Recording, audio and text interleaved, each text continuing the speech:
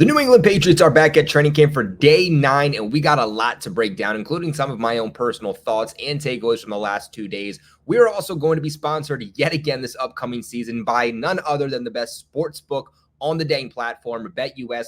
We'll talk a little bit later how you guys can get a 125% sign-up bonus, but also I'm doing giveaways each and every single month because of BetUS. Let's break it all down.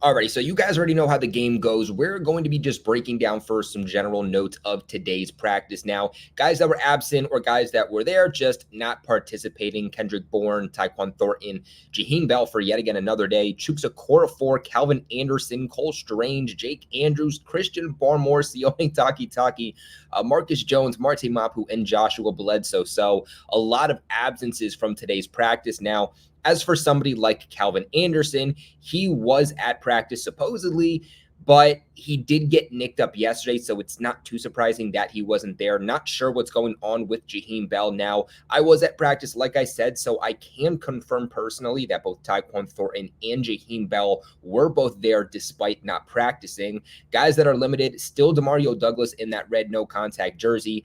David Andrews also limited, Josh Uche, and Sean Wade. Now, the reason that David Andrews was not present at the beginning of padded practice a few days ago was actually because there's something going on with his son. So he's actually at Boston Hospital just a few days ago. Why he's limited, not 100% sure. I'm not sure if that's also having to deal with his son or if he's also just so happening to deal with an injury. Obviously, something to keep in mind there, but I can report that David Andrews was there over the last few days and he did return. Today was definitely a big participation day for Matthew Judon, the most that we've seen Matthew Judon participate in a while. Like I said the other day, ever since that whole fiasco of him holding in during practice and then the following day not even coming to practice, and then Gerard Mayo telling everybody that, hey, they had a discussion, they're happy with where they're at, and things are headed in a good place, and now he's participating more and more. He's a full participant, and he's at practice.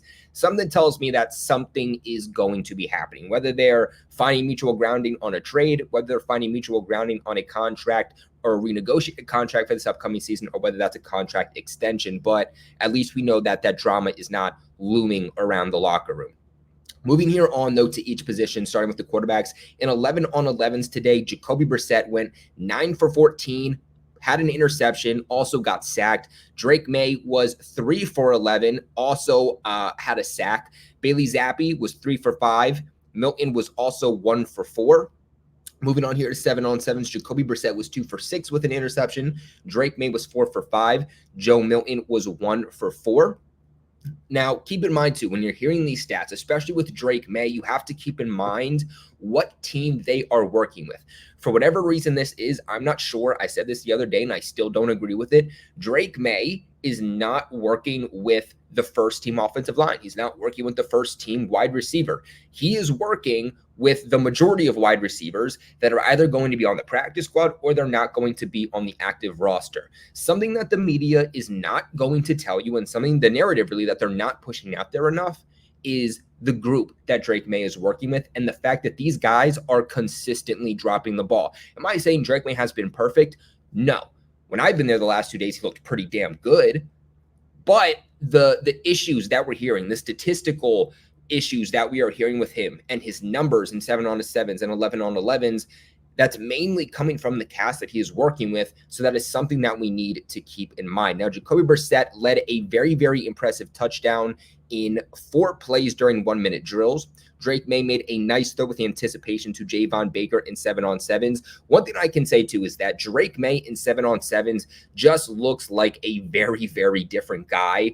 I don't know if it's because of his weapons or the offensive line and the defensive line that he's going up against, and that's kind of getting to him, but he just looks like an all-pro quarterback when he's moving on in 7 on 7s. Really, really good day today for Drake May, especially with some of the passes that he had hitting KJ Osborne on the sideline. He hit Hunter Henry today in the end zone. He also hit Javon Baker, like I mentioned, today in the end zone. So a lot of really good plays from him, but especially when it comes to those 7 on 7 periods.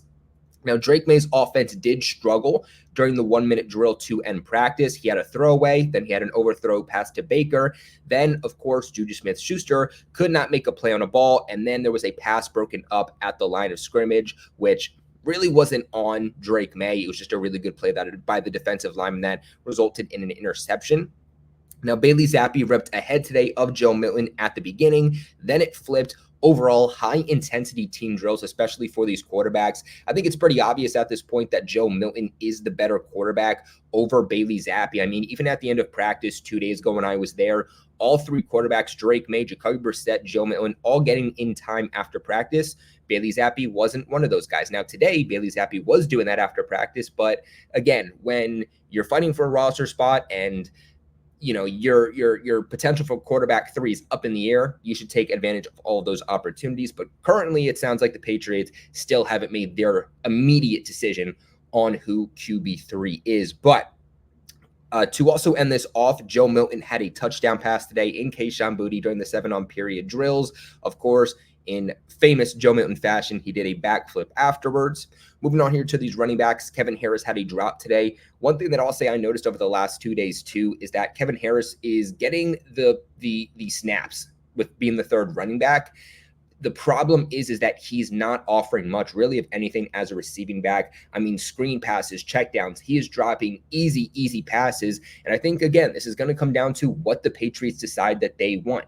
Do the Patriots want a guy who's going to offer some depth in the running game? Because if that's what they want, then Kevin Harris is your guy. But if they want a guy who's going to play on special teams, make a little bit of an impact, but be a much better receiving back, then that guy is definitely JaMycal Hasty. The Patriots, when it comes down to this third down back battle, they're dealing with two very different running backs. Now, both Ramondre Stevenson and Antonio Gibson today had really good sized runs in 11-on-11s. The UDFA Terrell Jennings was able to juke out Steel Chambers after a catch on a reception. He's somebody that, as these preseason games come along, especially, in preseason games 2 and 3, I think we'll definitely get a lot of snap counts.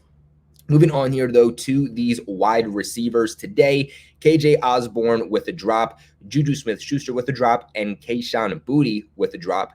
Jalen Polk had a nice diving catch on a comeback route and a ball from Drake May, and then both of the rookies in Jalen Polk and Javon Baker had touchdowns today from Drake May in 7-on-7s. That's exactly what you want to hear. That's the group that Drake May should be working with. Drake May should be working consistently with, Kayshon Boutte, Jalen Polk, Javon Baker, Demario Douglas, these young guys that are going to be the future of the New England Patriots.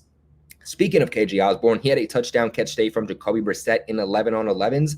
Overall, really good improvement and involvement today from KJ Osborne. He had 5 catches today in team drills. He has gotten better and better as time has gone on. He was rolling with the first team offense during spring practices and the beginning of training camp, but wasn't getting talked about too much, had a little bit of drop issues. But as each practice goes on, it looks like he gets more and more comfortable.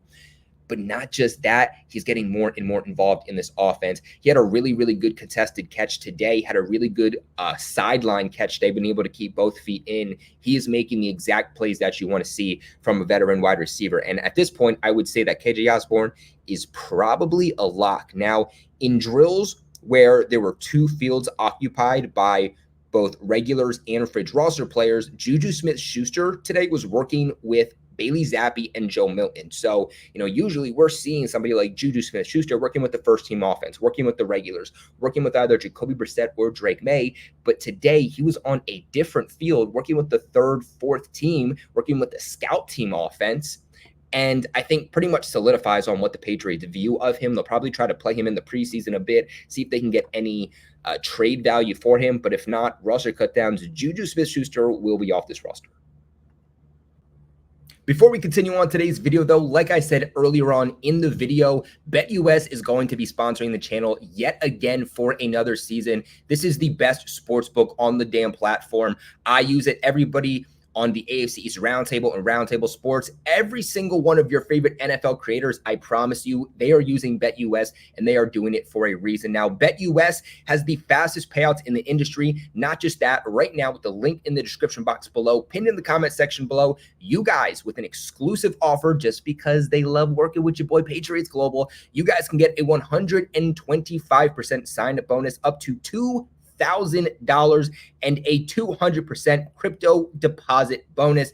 Not only that, but every single month, I'm going to be picking out about 4 or 5 of you all the way up until February. I'm going to be picking about 4 or 5 of you guys to give $25 away again every single month, to use $25 in free play over at BetUS. All you got to do is use the link in the description box below or pin in the comment section below to make an account and sign up for BetUS. Most importantly, make sure you are 21. BetUS is available in every single state, so they'll be available where you are. You just have to, of course, be the legal age. BetUS also has the fastest and the easiest deposits and the withdrawal process. They have a 24/7 personalized service, 365 days a year, live wagering on all major games, best betting variety in the business. Not only that, but you can also get a 10% back on your net losses 2 times a year. Did you also know that BetUS can give you your own personalized account manager? Guys, they are doing things that no other sportsbook is doing on the platform. And right now, I actually want to share with you guys here over on my screen the odds for the AFC East. And we're going to continue to look at different odds, both Patriots players odds and just everything that has to do with the New England Patriots. But here, as you can see in the AFC East right now, the New England Patriots are projected last to win at about 2,500. Right now, the Buffalo Bills are the projected winners at about 170. Miami Dolphins at plus 200. Then third, the New York Jets at plus 180. Let me tell you, if you're a Patriots fan or you're just an NFL fan and you think that the Bills, the Dolphins, the Jets, they are going to be as bad as everyone thinks, and you think that the New England Patriots are a dark horse and could be better than everybody thinks, literally just put $5 down on the New England Patriots, and that could net you some serious money. $5 on plus 2,500 odds, that hits. You are going to make some good money, guys. Most importantly, remember to support the sponsors that support the channel. We absolutely cannot be here without BetUS and their support on the channel. So if you guys want more New England Patriots related videos, make sure you guys hit the link in the description box below. Sign up for BetUS. Like I said, I'll be giving away free money every single month for you guys to play with. Moving on here, though, to the tight ends. Mitchell Wilcox had a drop today, and that was with Drake May. Again, just another guy adding to the statistical breakdown of Drake May, making him not look as good as he actually is. And from what was said, it was a wide open pass, perfectly placed by Drake May, and Mitchell Wilcox just dropped the ball. Mitchell Wilcox right now, if he makes the team, he's going to be making the team only as a blocking tight end because that's truly all that he has given the Patriots. Really no receiving upside as of really any point since he's gotten here. Hunter Henry also made a really, really good one-handed catch from Jacoby Brissett, where he was one of the top players of camp today.